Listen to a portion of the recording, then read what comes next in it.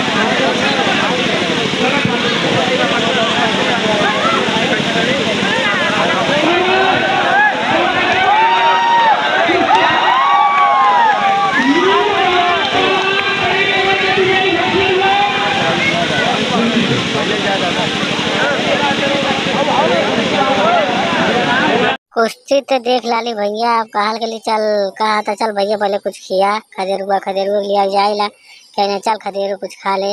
तो कहा ला फुल्की खावा हम चल जाला। मेरा देखे जा रहे हैं, देखिए आप लोग।